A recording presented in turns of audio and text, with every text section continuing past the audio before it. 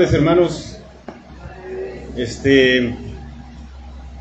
hace un tiempo atrás, cuando era la clase cuando los niños tenían que salir a sus clases, pues quedaba vacío aquí, ¿no? La mayoría eran niños, pero gracias a Dios hoy ya no queda vacío. Estamos varios ahora. Y pues como siempre es un privilegio poder estar con ustedes y compartir la palabra de Dios con ustedes. Vamos bueno, ya está ahí. Excelente, Juan está haciendo un buen trabajo el día de hoy y siempre. Estamos en nuestra serie en la carta de Primera de Pedro. La primera carta de Pedro. Hemos llegado ya el día de hoy al capítulo 4. Así que vamos a estar hoy en Primera carta de Pedro, capítulo 4, versículos 1 al 6. ¿Estamos ahí?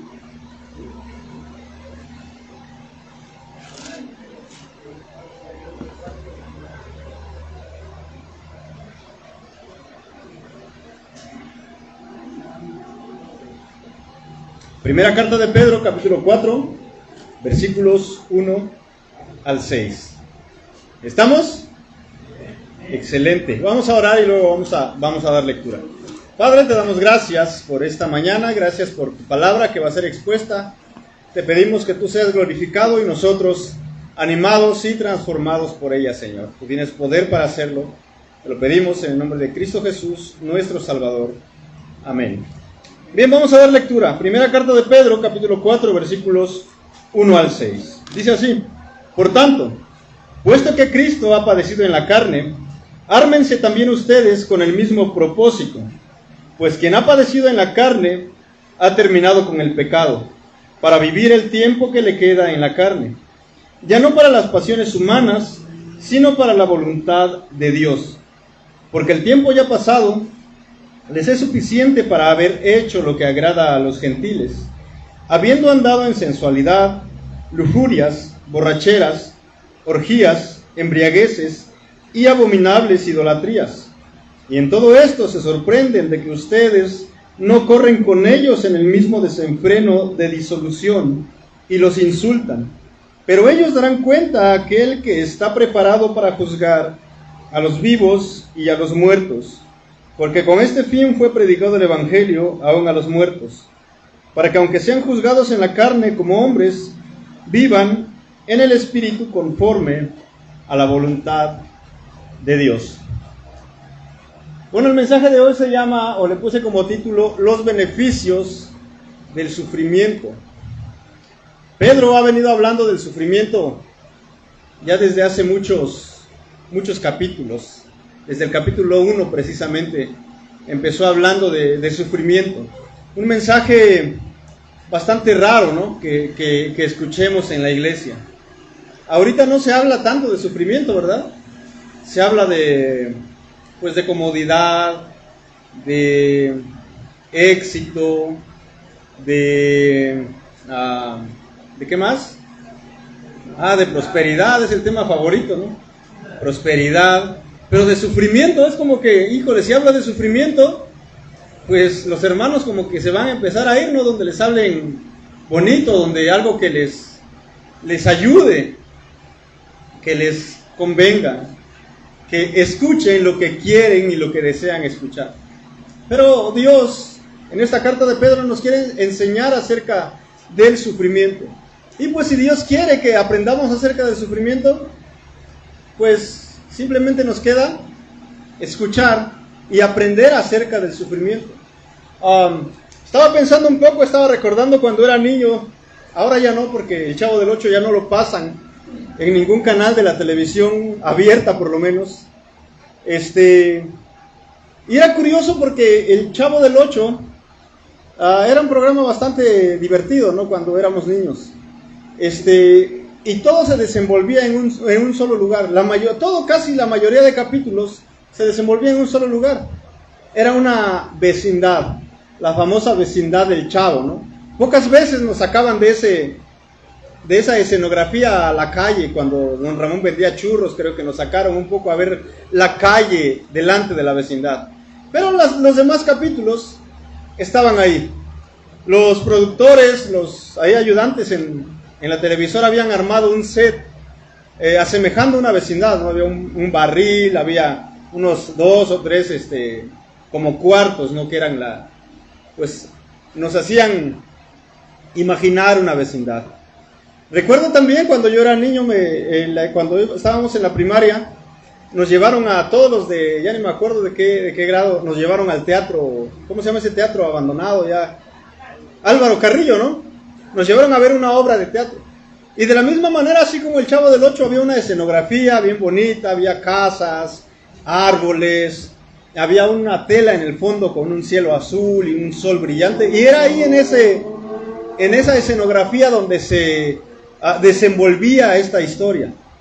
Ahora pensando un poco, si nosotros quisiéramos llevar la vida de los primeros cristianos a una obra de teatro o una pequeña serie como la del Chavo del Ocho, ¿cuál sería la escenografía? ¿O cuál sería el telón de fondo que tendríamos? No tenemos mucho presupuesto, así solamente tenemos una tela ahí atrás, donde vamos a tratar de pintar la escenografía. ¿Qué le pusiéramos ahí? Bueno, vamos a darle un solo clic ahí. Y yo le pusiera tal vez esto.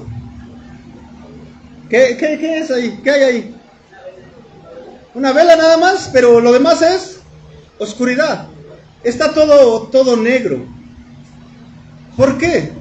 Porque hay oscuridad en esta obra de teatro de la vida de los primeros cristianos. ¿Por qué? Vamos a darle un clic ahí. Porque esta oscuridad me está dando a entender que hubo persecución. ¿Hubo qué más? Hubo también insultos. ¿Algo más? Hubo difamación en contra de ellos. ¿Qué más? Hubo golpes. ¿Qué más hubo?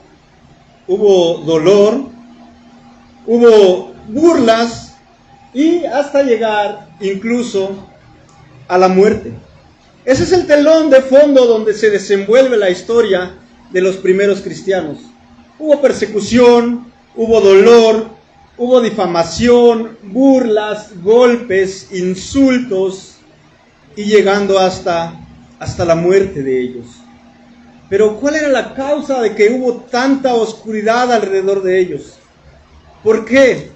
¿Será que ellos se portaban tan mal que los insultaban a causa de sus pecados? ¿Será que eran tan malos que tenían que golpearlos así como golpean ahora en la central de abastos a los ladrones, ¿no? De repente vemos en el Facebook, ¿no? Los ladrones amarrados en un poste siendo golpeados por la gente. ¿Será que eran golpeados por sus delitos, por sus pecados? ¿Será que eran llevados a la muerte y siendo perseguidos porque eran gente perversa? ¿Cuál era la razón? Normalmente cuando nosotros hablamos de sufrimiento en nuestro contexto, normalmente, ¿por qué sufrimos nosotros? Pues sufrimos muchas veces como resultado de nuestros pecados. Ese es el sufrimiento que nosotros, en nuestro tiempo y en nuestro contexto, llevamos sobre nosotros. No, pues que este joven está sufriendo. Ay, ¿por qué? No, pues es que tuvo relaciones sexuales con su novia y ahora está sufriendo porque su novia quedó embarazada y no sabe cómo decirle a sus papás. No sabe ahora cómo va a responder a esa mujer y a ese hijo que tiene. Y ese es el sufrimiento que conocemos nosotros. No, pues estoy sufriendo porque pues falté a mi trabajo y ahora pues tal vez me van a correr. Pero ese es el sufrimiento que nosotros conocemos o experimentamos como resultado de nuestros pecados, como resultado de nuestros delitos, como resultado de nuestra desobediencia. Pero en este tiempo no era así. No era esa la causa de la persecución y del sufrimiento que los hermanos en ese tiempo vivían. Los primeros, por lo menos 300 años de la iglesia, se desenvuelven en esta oscuridad, se desenvuelven en este dolor y en este sufrimiento. Vamos a dar otro clic y vamos a recordar un poco de la historia de la iglesia. Hay por lo menos 10 grandes persecuciones sobre los cristianos que se desarrollaron en los primeros, por lo menos 300 primeros años. Vamos con primero la persecución de Nerón, que se desarrolló más o menos en el año 64 después de Cristo. Justamente cuando esta carta de Pedro estaba siendo escrita. Entonces posiblemente Pedro escribe a los cristianos, a los dispersados en algunas provincias en Asia Menor, viviendo en el Imperio Romano, para animarlos a mantenerse firmes durante esta persecución que tal vez ya se estaba llevando a cabo o que tal vez estaba muy cerca de comenzar.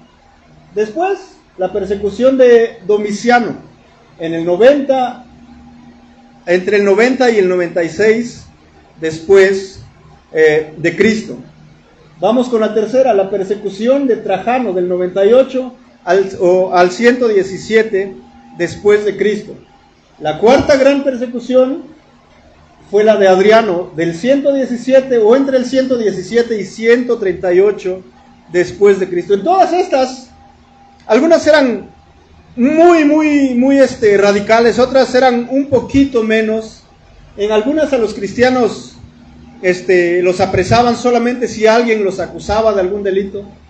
En algunas otras, los cristianos eran declarados enemigos del imperio. Así que si eras cristiano, ya era sabido que ibas a tal vez terminar en la cárcel o tal vez ibas a terminar muerto.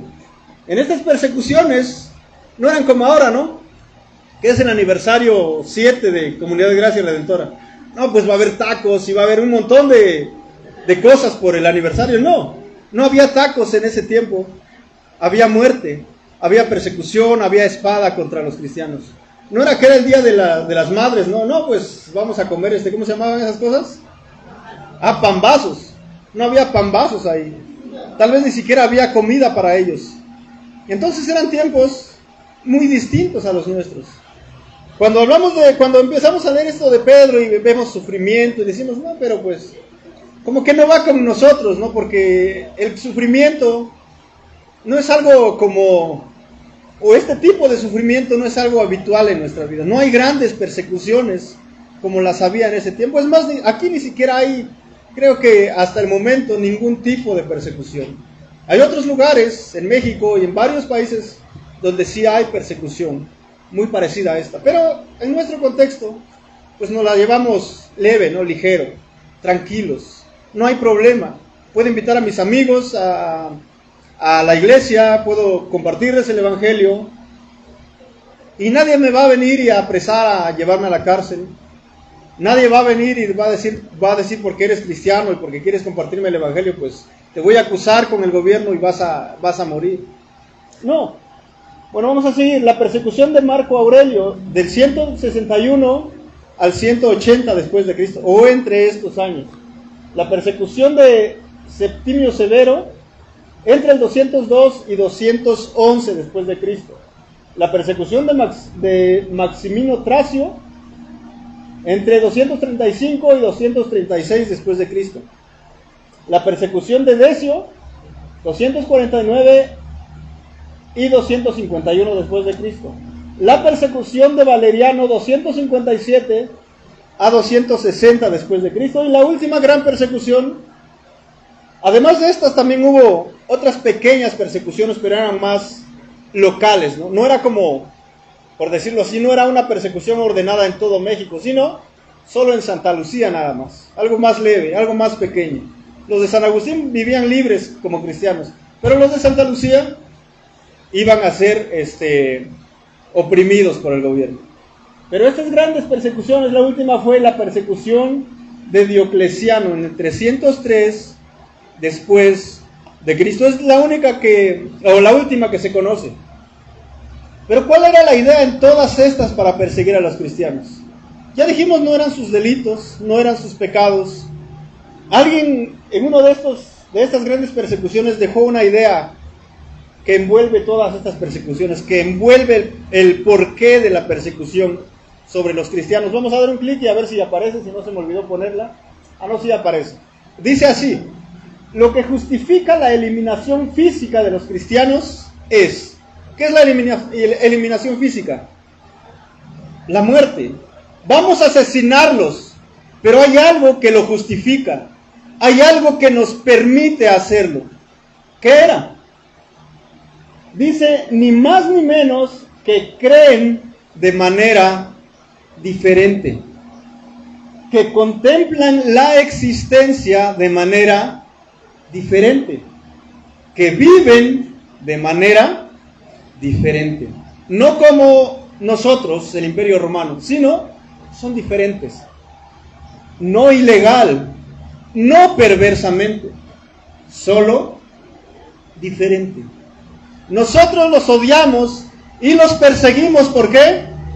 Porque no son como nosotros, porque no llevan la misma vida que nosotros, porque no creen lo que nosotros creemos, porque no ven la vida de la manera que nosotros las vemos.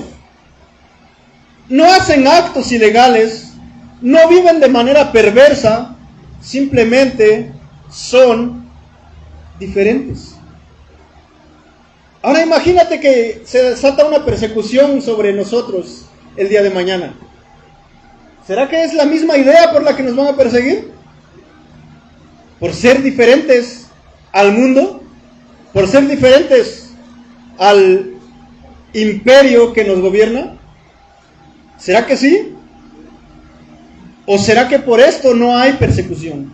Porque no somos diferentes. Y nos parecemos tanto a ellos que no nos pueden identificar si somos cristianos o no somos cristianos.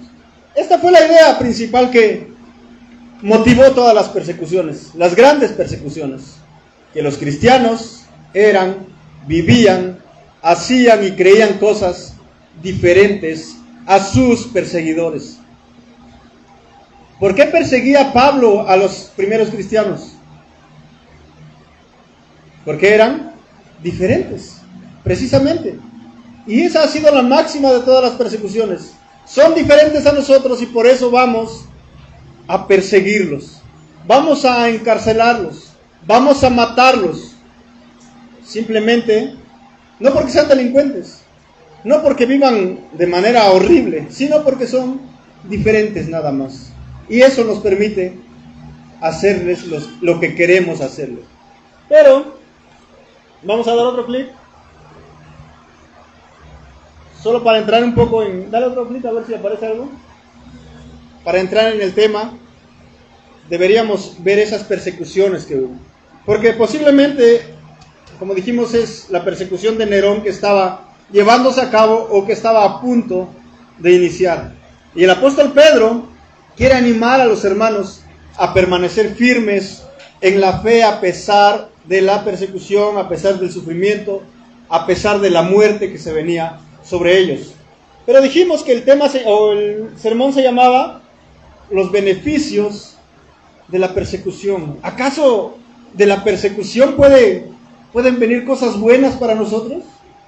¿No es solamente sufrimiento y dolor y llorar y muerte? ¿Hay algo bueno para nosotros dentro de la persecución?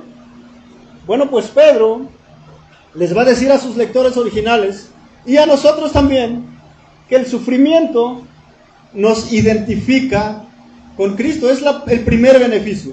El sufrimiento nos va a ayudar a identificarnos con Cristo, que es el máximo ejemplo de sufrimiento que tenemos nosotros. Es el más grande. Vean lo que dice el versículo 1. Por tanto, puesto que Cristo ha padecido en la carne.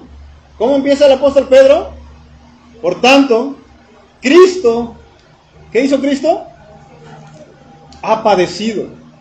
No dice que Cristo se fue de fiesta, no dice que Cristo prosperó demasiado, no dice que a Cristo le fue bien en su vida.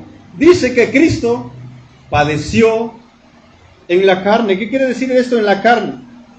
En su cuerpo o en su naturaleza humana. El Hijo de Dios, Jesucristo, como hombre vino a esta tierra a una cosa.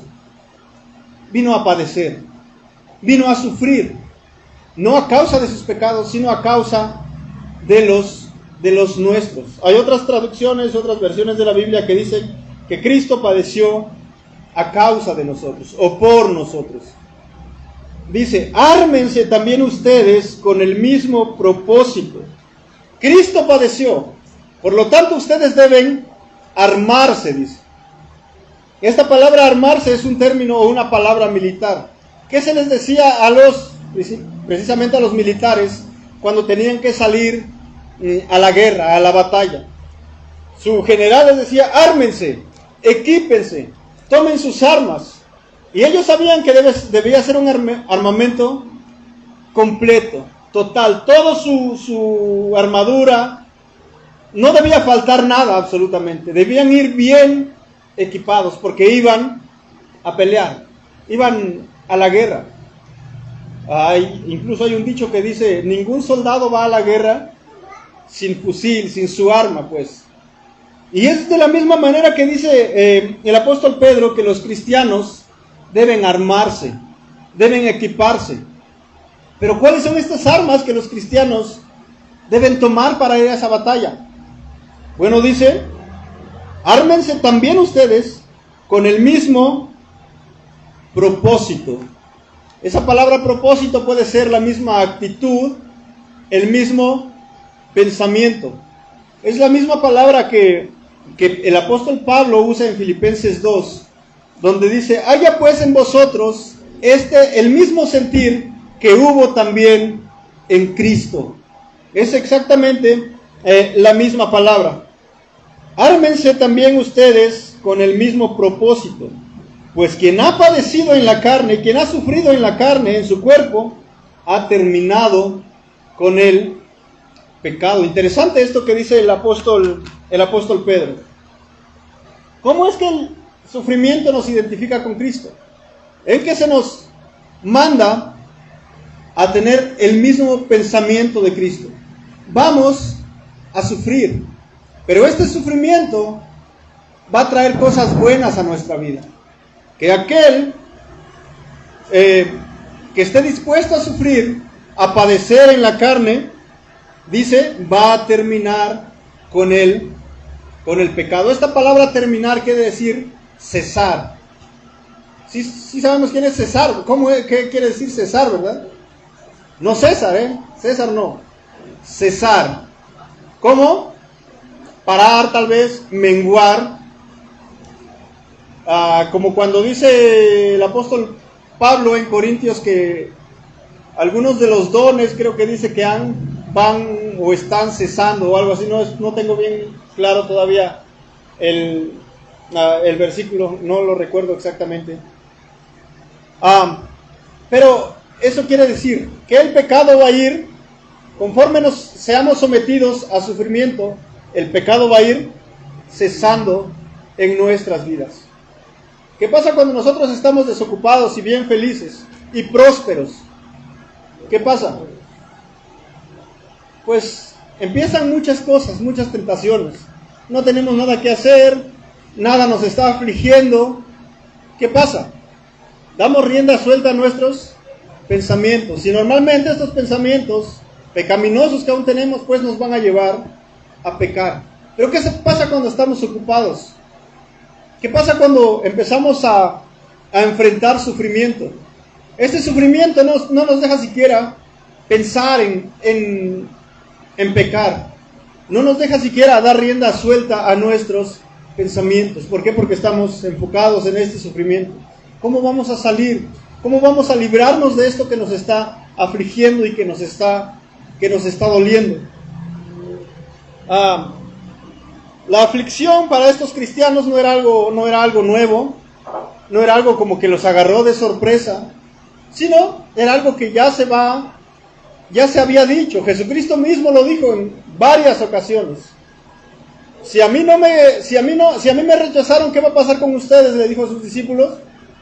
Pues los van a rechazar también. Si a mí me odiaron, pues a ustedes también los van a odiar. Incluso en el llamado a sus discípulos, ¿qué les dijo Jesús? Si alguno quiere venir en pos de mí, que dijo, niéguese a sí mismo. Y luego dijo, tome su cruz. ¿Qué quiso decir? No dijo, cómprate una cruz de esas de oro, ¿no? Para que te brille bien, bien chido el pecho, ¿no? No, dijo, toma tu cruz. ¿Qué les estaba diciendo? Camina conmigo por un valle de sufrimiento, que debes estar seguro que posiblemente te va a llevar a la muerte. Cuando Jesús tomó su cruz, yendo en el camino hacia el Gólgota, ¿qué sabía él? ¿Cuál era el punto final de esa cruz? La muerte. Al final él iba a terminar colgado en esa cruz. Y a sus discípulos los llama a lo mismo. Vengan conmigo y vamos a morir. Vamos a la muerte. Ese es el mensaje de Jesucristo a sus discípulos. Y estos hermanos lo sabían, lo tenían claro. Sabían que no iban a un mundo mejor en esta tierra. Sabían que su vida no iba a ser mejor aquí. Ellos no pensaban, no, pues si soy cristiano, mi matrimonio va a ser el más espectacular del mundo. Ellos no decían, no, mis hijos, si yo me vuelvo cristiano, se van a portar bien, bonito. No, ellos sabían, vamos a la muerte. Esa era la invitación del Evangelio. Y esa sigue siendo, o debería ser la invitación del Evangelio. ¿Quieres creer en Cristo? Sí. Pues vas a morir junto con Él. Y por eso es que en ese tiempo había verdaderos cristianos. Creo que no había ningún colado en las reuniones en esos tiempos. No había ninguno de esos visitantes curiosos. No, pues ¿qué harán esos cristianos, no? No, pues, bueno, yo cuando era niño, recuerdo, ¿no? Sigue habiendo templos adventistas en Yatareni, y la gente, ¿no? Que no asistía a esas reuniones, decían, es que ¿cómo decían? Los evangelistas decían, no, es que los evangelistas dicen que en sus reuniones comparten a sus esposas con otros. Normalmente eso era lo que yo escuchaba cuando era niño. Y tal vez algún curioso dirá, no, pues a ver si es cierto, no, voy a ver. Pero en ese tiempo, estoy seguro que no había curiosos de esos. Porque si los soldados entraban a esas reuniones, iban a morir. No había curiosos, no había colados. Los amigos no aceptaban las invitaciones a las reuniones cristianas, porque sabían que si eran descubiertos, los iban a encarcelar o los iban a matar. Es por eso que Pablo en Romanos dice, ¿no? Que si alguno confesare con su boca que Jesucristo es el Señor, será salvo, ¿no? Pero no está diciendo, no, pues haz una oración y vas a ser salvo. Está diciendo que en estas reuniones llegaban los soldados y decían, a ver, ¿quiénes son cristianos aquí? Y los verdaderos cristianos confesaban, yo creo en Cristo. A ver, a morir. Y los que no eran cristianos, pues no, César es Señor, el emperador es Señor. Y ellos se salvaban, ¿no? Regresaban a sus casas otra vez. Pero el sufrimiento nos identifica con Cristo, porque Cristo también sufrió. Cristo también padeció, mucho más que nosotros. Hebreos, en el capítulo 12, creo, es que dice, consideren a aquel que sufrió tal contradicción de pecadores contra sí mismo. Consideren a aquel. ¿Quién es aquel? Es Cristo, por supuesto. ¿Consideramos a Cristo todos los días, hermanos? Cerramos los ojos y vemos a Cristo hacerse hombre. Vemos a Cristo hacerse un niño y sufrir en ese cuerpo.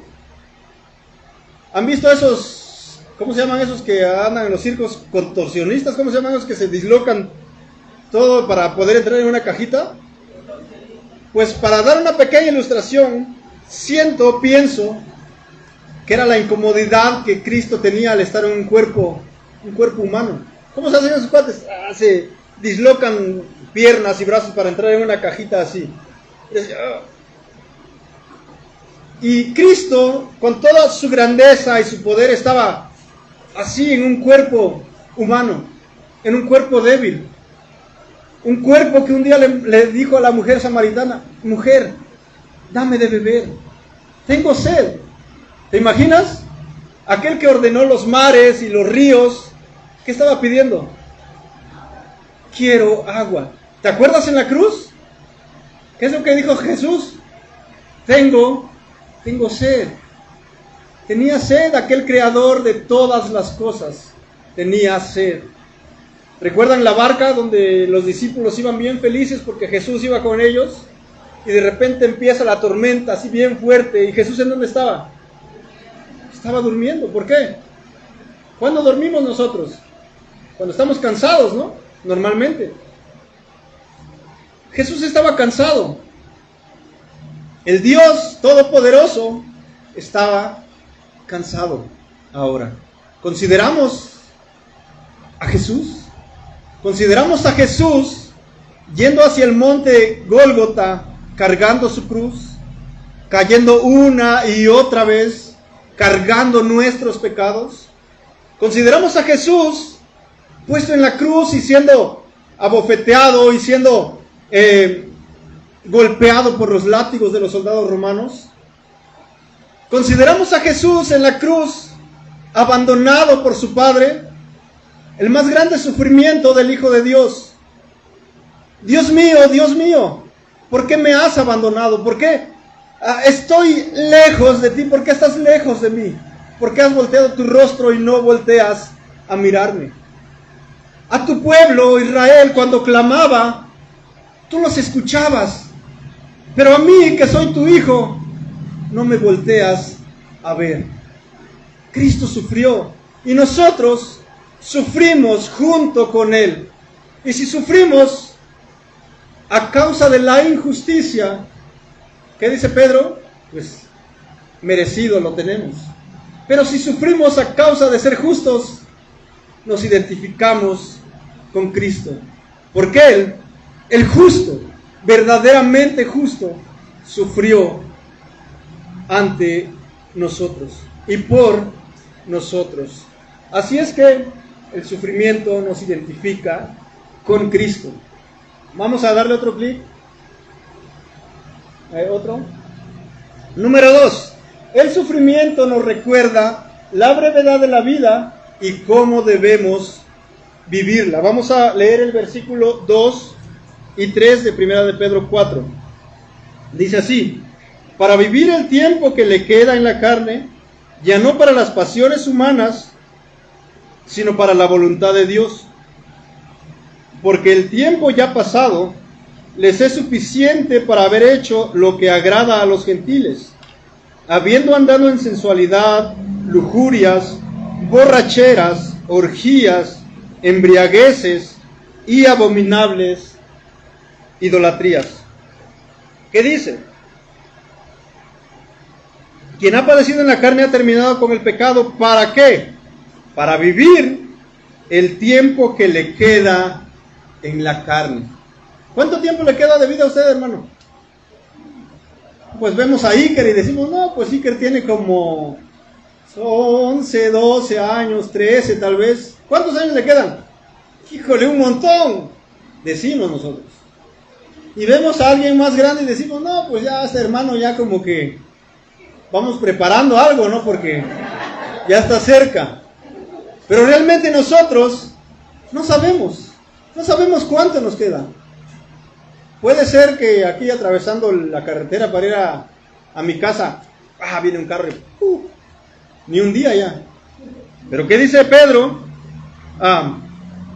El versículo 2, para vivir el tiempo que le queda en la carne, es decir, en este cuerpo, ya no para las pasiones humanas.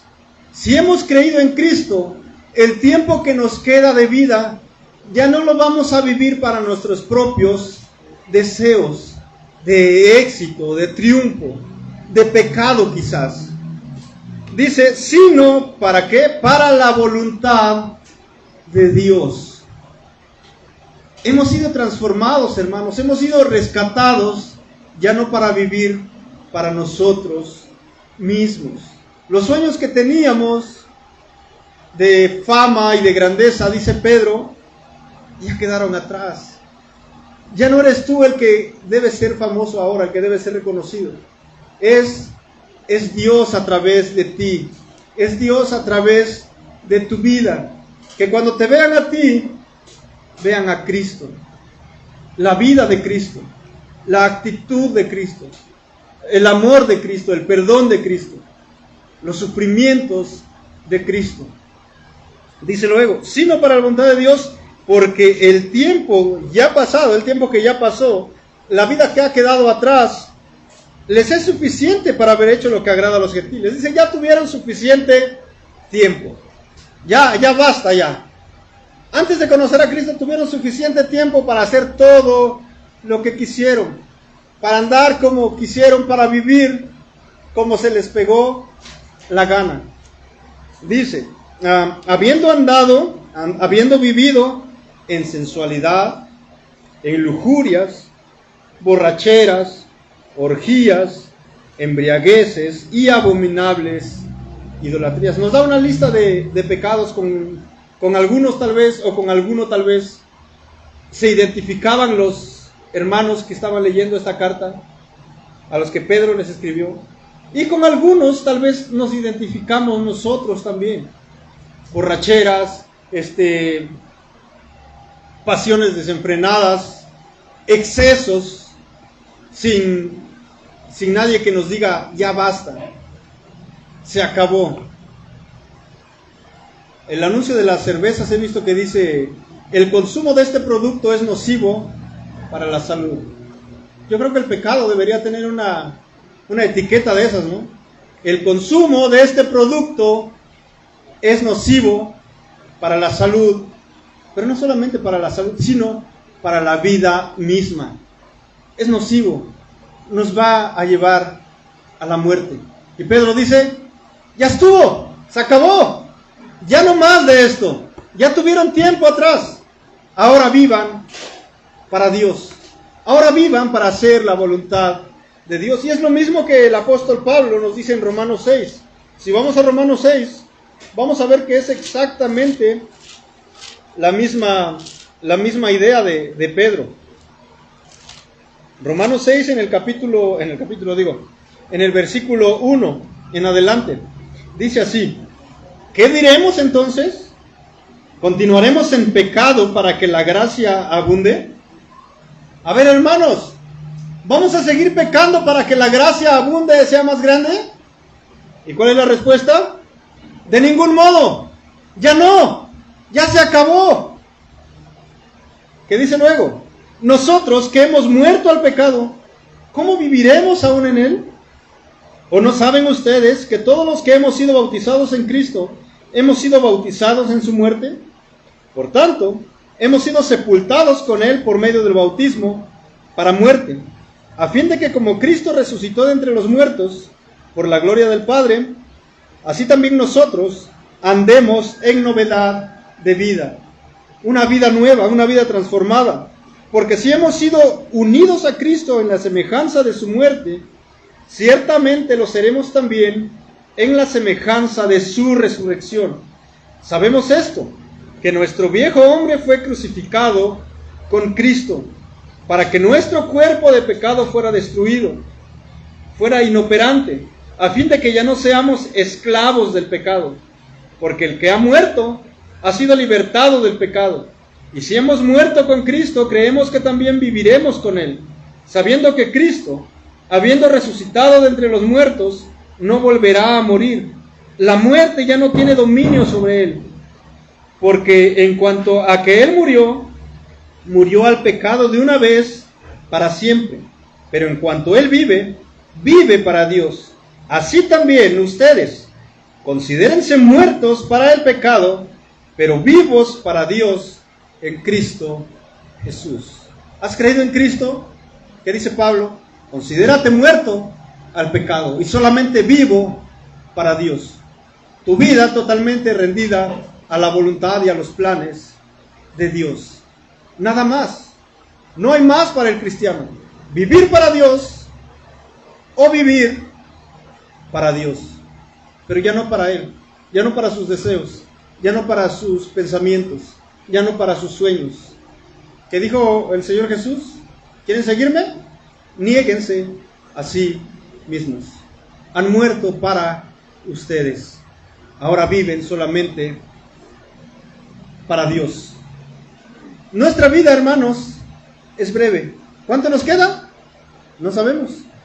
Tal vez muchos años. Tal vez un día, horas tal vez, minutos tal vez.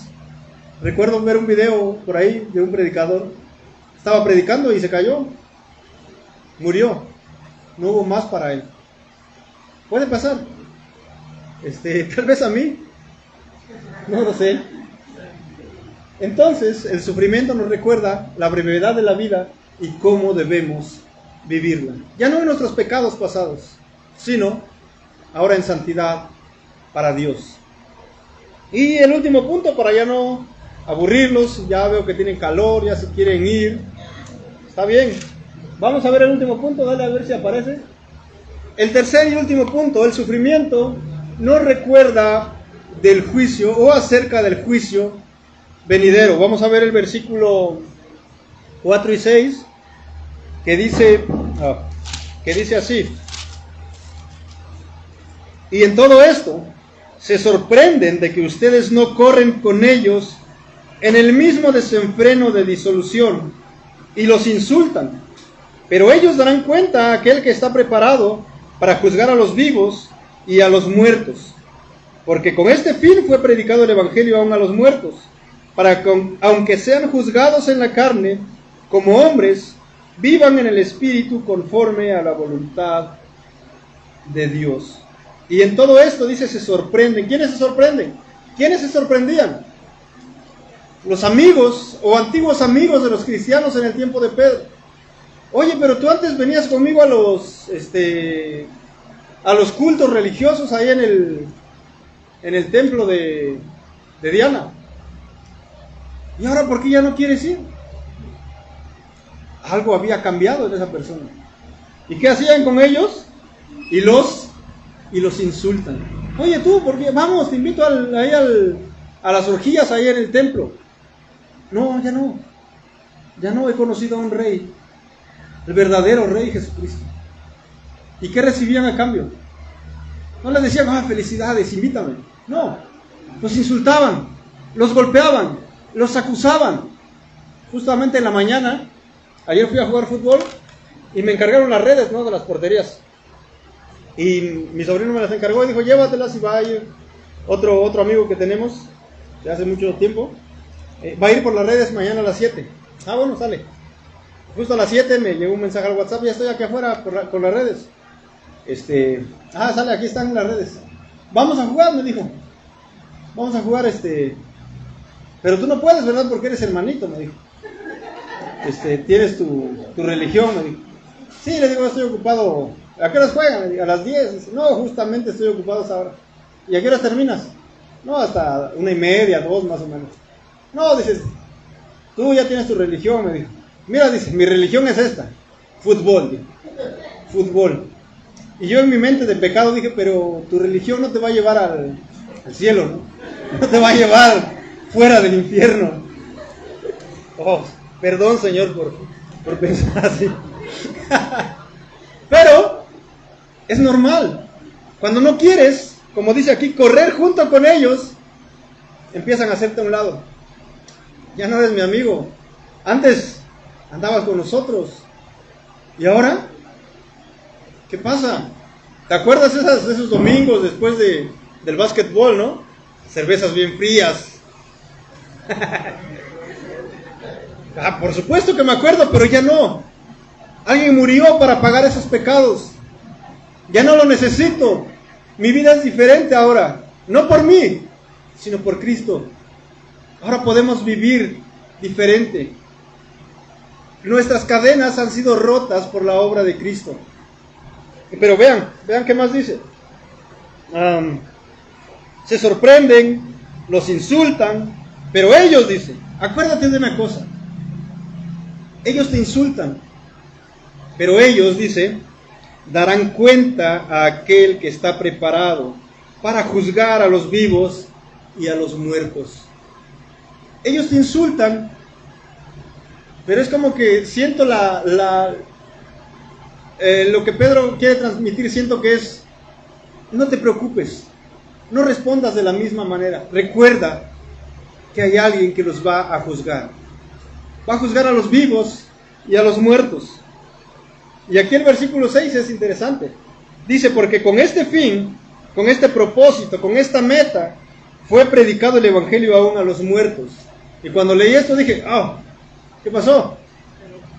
Era medio mormón, creo, este Pedro. ¿Cómo así que predicado el evangelio a los muertos? ¿Acaso hay una segunda oportunidad? Pero si vamos a Hebreos, dice, después de la muerte, ¿qué viene? El juicio. No hay segunda oportunidad para que los muertos escuchen el evangelio. ¿A qué muertos se refiere?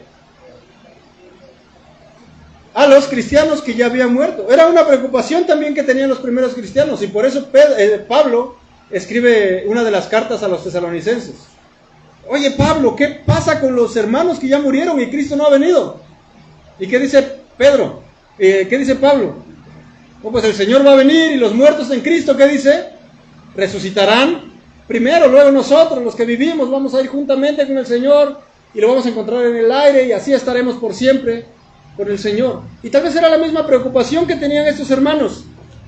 Oye, pero los que ya murieron, ¿qué dice? Por este mismo fin fue predicado el evangelio aún a los muertos, para que aunque sean juzgados en la carne como hombres, vivan en el espíritu conforme a la voluntad de Dios. No se preocupen, aunque estos hermanos ya murieron, tal vez a causa de la persecución, tal vez los asesinaron cuando los estaban persiguiendo por ser cristianos, van a vivir también. Tienen vida eterna, al igual que ustedes que han creído en Cristo. Así que, estos son los beneficios del sufrimiento. ¿Recuerdan el primero? Nos identifica con Cristo. El segundo, nos recuerda la brevedad de la vida y nos dice cómo vivirla. Y el tercero, nos recuerda del juicio venidero. 3 beneficios del sufrimiento. ¿Queremos sufrir? Hay beneficios, no se olviden. ¿Queremos vivir felices en este mundo? Pues creo que ya no, ¿verdad? Ya no. Preferimos sufrir con Cristo